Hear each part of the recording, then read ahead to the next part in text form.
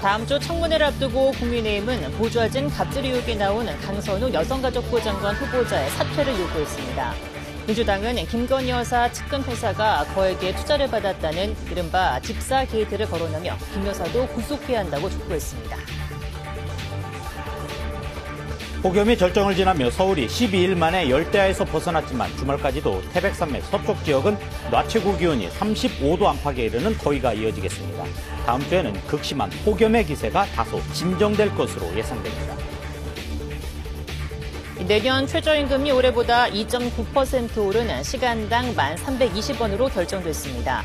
2000년대 들어 역대 정부의 첫 최저임금 인상률 중엔 가장 낮은 수준이지만 표결 대신 노사 합의로 최저임금이 결정된 건 17년 만입니다.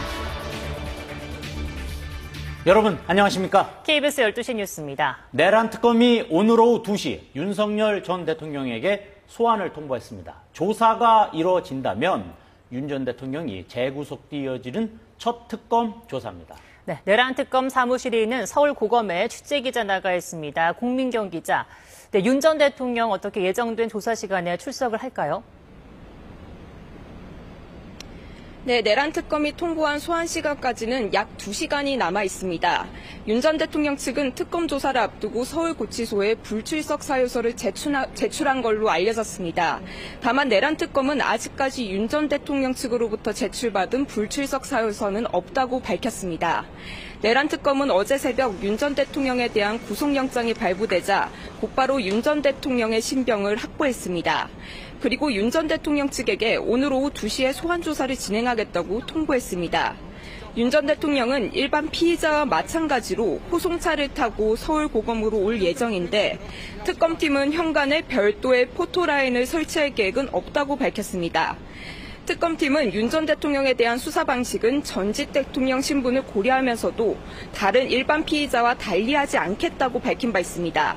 이번 조사에서는 기본적으로 영장에 적시된 범죄 사실에 대해서 조사가 이뤄질 예정인데요. 특검팀은 윤 전 대통령 본인 동의가 있을 경우에는 영장에 적시되지 않았던 외환 혐의까지도 조사하겠다는 입장입니다. 다만 윤 전 대통령 측이 불출석 의사를 밝힌 걸로 전해진 만큼 오늘 조사가 실제로 이뤄질지는 불확실합니다. 윤 전 대통령이 불출석할 경우 특검이 강제 구인에 나설 가능성도 거론됩니다. 순직 해병 특검도 윤 전 대통령에 대한 강제 수사에 나섰다고요? 네, 순직해병 특검팀은 수사 외압 의혹의 정점으로 지목된 윤 전 대통령에 대한 강제 수사에 나섰습니다. 오늘 오전부터 서울 서초동 아크로비스타에 있는 윤 전 대통령 자택 압수수색에 나섰습니다.